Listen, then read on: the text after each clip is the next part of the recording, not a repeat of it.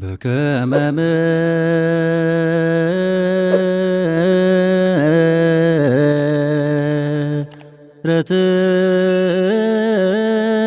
ምሕረትከ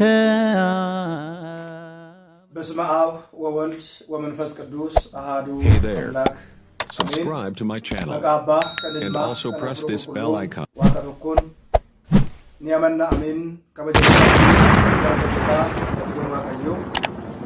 waaqayyoon kan jaalatan waaqayyoo isinin kan jaalatu hundumti keessan chaanaalii kana hordofaa jirtan biyya keessas biyya alaattis argamtan hundumti keessan akkasumas kabajamoo abbaa keenya luba barsiisaa faarfataa Girmaa Imaanaa guyyaa har'aa kana keessummaa kabajaa ta'anii nu gidduutti argaman keessummaa kabajaa ta'aniiru hundumti keessan akkam jirtu akkam yoo nageessan akkamiin turtanii guyyaa har'aatiin kan dhugaa waaqna abbootii keenyaa galanni ulfina teessoo isaa ari'am irratti saafaa ta'u jecha abbaa keenya barsiisaa faarfataa luba Girmaa Imaanaa guyyaa har'aa kana keessummaa kabajaa taatanii gara chaanaalii Doogimaa Tuubiitti baga nagaatiin dhuftan isiniin jenna. Ameen. Baga nagaan nu dhuftan iddoo fagoos dhiyoos kan jirtan hundumti keessanii baga nagaan nu dhuftan. Gaamaatiiwwan waaqayyo guyyaa har'aa kana barsiisaa keenya qabannee kan dhufnee fi akkuma beekamu loomiin 50 nama 50tiif miidhagina nama tokkootiif ba'aadha akkuma jedhamu abbooliin keenya gaafa mammaakanii qunceen wal qabatteetu arbayiiti mixiin wal qabatteetu lagaciiti akkuma jedhamu barsiisaan keenya akkuma beekamu barnoota waltajjii irratti tajaajila mana kiristaanaa keessatti dhugumatti tajaajila keessaa sirna qulqulleessaa afaan Oromiffaatiin afaan Gi'iiziitiin afaan Amaariffaatiin lallaba wangeelaa immoo afaan Amaariffaanis afaan Oromiffaanis akkasumas faaruuwwan garaagaraas hin qabu keessummaa kabajaa ta'anii dhufanii jiru.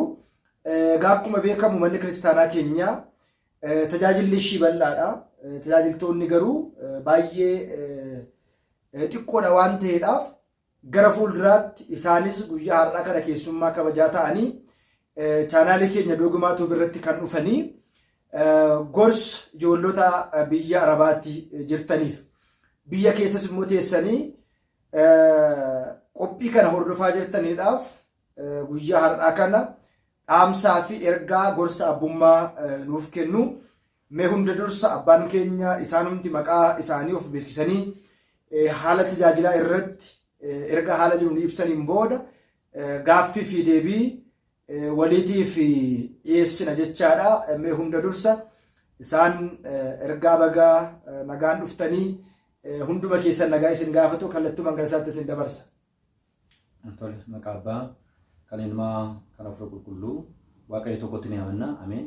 Hunda dursa kabajamoo abbaa keenya luba Iyyelee Sintaayyoo itti gaafatamaa akkasumas barreessaa olaanaa mana lubummaa aanaa Ejersa Lafoo akkasumas hojjetaa herregaa fi bajetaa anichaa kabajamtoota jaallatamtoota maatii waaqayyo biyya alaaf biyya keessaa jirtanii kan jirtan akkasuma abbaa keenya miidiyaa kanaafis haa ta'u tajaajiltoota keenya kallattiidhaanis al-kallattiidhaan hordofaa jirtaniif abbaa olaanaaf tajaajila guddaa miidiyaa garaagaraatiin laataa jirtan isinis immoo obbolooti koo yookiin ijoolleen hafuuraa keenya biyya keessaa biyya alaa jirtanii sagantaa kana hordofaa jirtan hundumti keessan nagaan waaqayyoo bakka jirtanitti isiniif haa baay'atu akkam jirtu anaa dhufu jedheera baga keessan baga gammaddan itti aansuudhaan akkuma isaan na affeeran dhugaa dubbachuudhaaf miidiyaa irratti sadarkaa miidiyaa yookaan immoo sooshaal miidiyaa hawaasummaatti baay'ee wajjin hojjechuu ni barbaanna.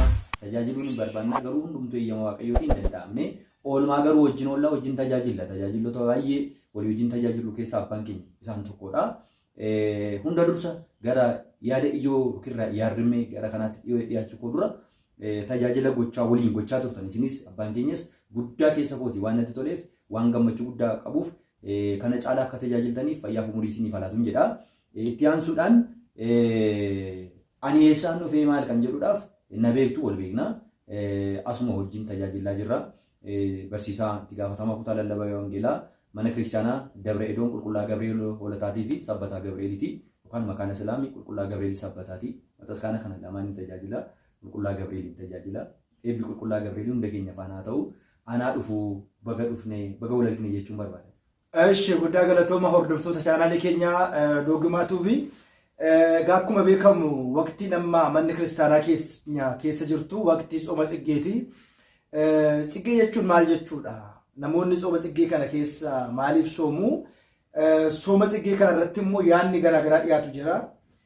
Warreen nyaatan warra hin nyaanne, warreen sooman warra hin soomne, warri sooman immoo warra hin soomu yommuu tacha'an yommuu wal ceephaan agarra waan ta'eedhaaf bu'uurri sooma kana wangeela qulqullicha Maatewos boqonnaa 2:13 kaasneetu kan sababeeffannee sooma kana soomnu.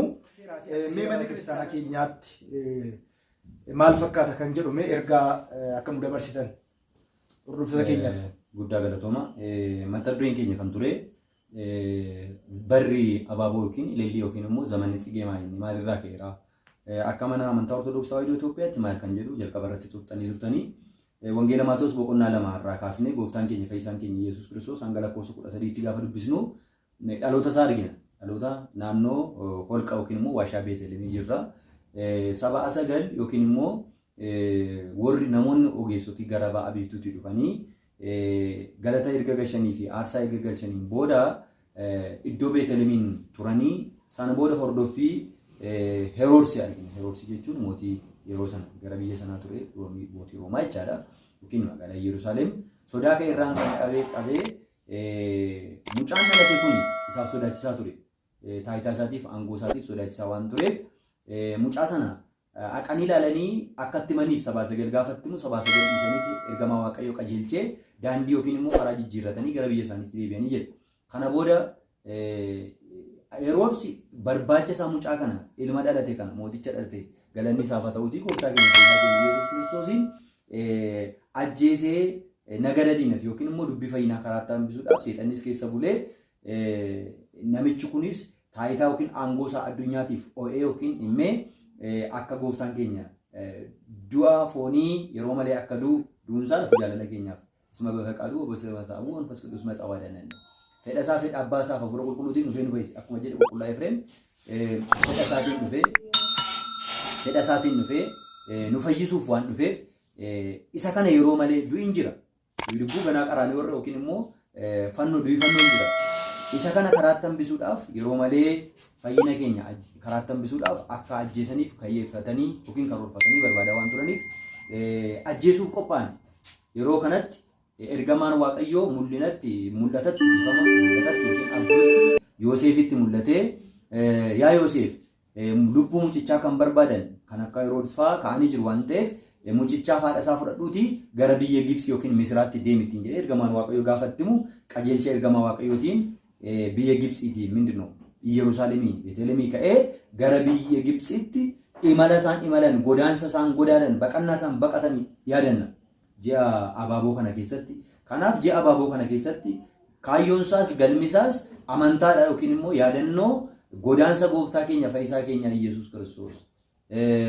Yesuus Sidud abbootiin keenya qulqullaa abbaan tsigeen zadingin Yesuus Sidud yeroo biraatti deebina.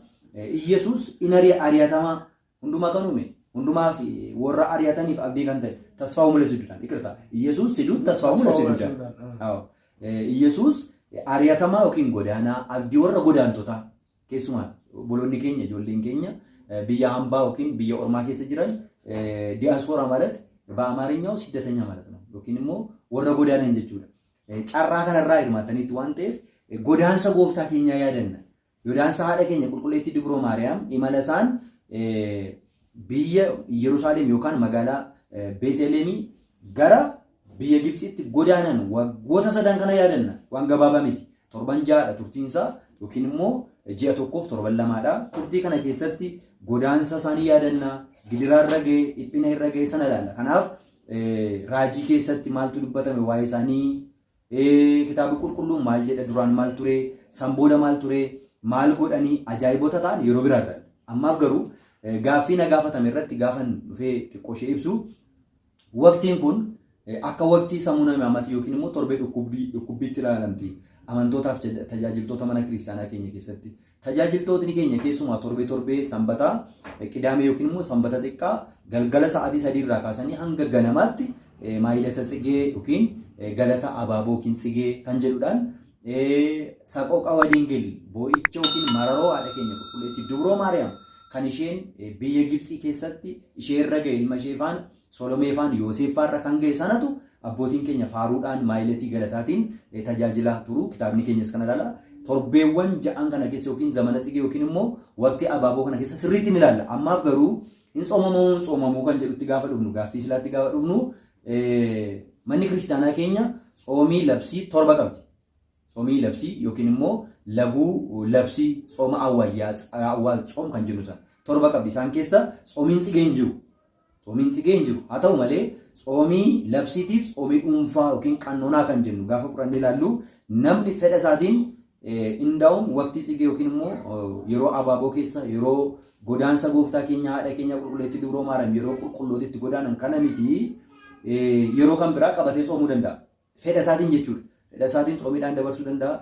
Dhugaadha yeroo laguu ta'uudha qaba ture abbootiin keenya gadaamees kan jiran magaalaas kan jiran baay'aas kan jiran abbootiin keenya fedha isaaniitiin ni tsoomuu garuu tsoomii labsii miti. Otoo ta'e too waqtii tsoomii ta'e gaariidha. Kanaaf kitaaba Fitaa Nagastii irratti yeroo baay'ee adiluu wala tsoomu laguudhaaf loogaa yookiin immoo murteessaa daangessaa falmaatii jedha. Kanaaf fakkeenyaaf namni tokko otoo tsoomii tsoomaa jiraatu atti tsoomu asfalligim kamalat tsoom ማለት ይሻላል. Fedha isaatiin ofirratti murteesseera waan ta'eef kanaaf waqtii kana keessa galataaf aarsaadhaan tsoomiidhaan yookiin laguudhaan yoo dabarsan eebba irratti argatu malee miidhaan qabu haala kanaan ibsuun barbaade waa'ee tsoomii. Ishee guddaa galatoomaa abbaa keenya yaada gaariidha. Mee asuma irratti otoo yaada kana gara biraatti ce'inii warreen sooman maal gochuu qabu warreen hin soomne immoo maal gochuu qabu keessumaa wal ceephaa'uun ni mul'ata. Amma inni kun egaa sooma labsii miti sooma eeyyamaati. Manni kiristaanaa keenya sooma baga guddaa lamatti qooddee kan ishee ilaaltu sooma dhuunfaa fi sooma labsii kan jedhaman jiru. Soomiiwwan labsii keessatti kiristaana kan ta'e hunduu soomuu qabu. Sooma dhuunfaa keessatti immoo namni tokko namoonni gaafa nyaatan nyaachuu dhiisee namoonni gaafa dhugan dhuguu dhiisee lubbuu koodhaaf bu'aa argachuun qaba jedhee kan soomudha. Waan ta'eedhaaf mee asirratti maal jechuu qabu namoonni ilaalcha garaagaraa waan qabaniidhaaf dhimma kana akkamitti wal simsiisuu dandeenya mana kiristaanaa keessatti qaamota lama jiru warra sooma kana soomanii warra hin soomne warri hin soomne maal gochuu qaba warri sooman immoo maal gochuu qaba kan jedhu irratti namoonni waan baay'ee beekan natti fakkaatu. Akka sooma dirqamaatti namoonni ergaa waan dabarsaniidhaaf mee asirratti namoota asirratti mormii tokko tokko kaasanii fi yaada keessan. Gaaffii bareedaadha. Gaaffii baay'ee bareedaadhaaf murteessaadha. Batalii waqtii isaatiif yeroo isaa eeggateedha. Keessa keenyas isin keessa hunda keenya keessa jira gaaffiin kun. Akkuma beektanii laguun kun laguu dhuunfaatii jechuu dandeenya. Ayyamaan fedha ofiitiin soomuun hin danda'amu. Yeroo kanatti kan biraadha. Garuu yaadota wal faallessan lamatu jira. Garee warra tsoomanii yookiin lagataniif garee hin laganne. As keessatti kan ilaaluu qabnu waan tokko beekuu qabna. Kaayyoo soomii. Laguun maaliif barbaachise? Namni maaliif tsooma? Maaliif lagata? Bu'aan argadhu maayin kan jedhu keessaa yoo ilaalle raasiin lama mammatsaadaqaa jenna. Mammatsaadaq kan jedhu Oromiffatti waan hin dhabeedhaaf dhiifama. Mammatsaadaq jechuun fakkeenyaaf Wangeela Luqaas boqonnaa 18 lakkoofsa tokkorraa kaasnee gaafa ilaallu namoota lama mana kiristaanaa jalatti yookiin mana qulqullummaa jalatti yeroo isaan kadhannaadhaaf dhaabbatan argina. Namicha gaarii tokkoof fariisaawwii yookiin immoo namicha fariisii tokko. Inni waaqa dura dhaabbateetu yaa gooftaa jedha inni fariisaawwiin yookiin fariisiin sun yaa gooftaa yeroo hundumaa ammana kana dhufaa siin kadhadhaa ani ga'eessa jedheeti mataa isaa ol kaasee kiristaanummaadhaan ga'eessa of godhee kadhata ture.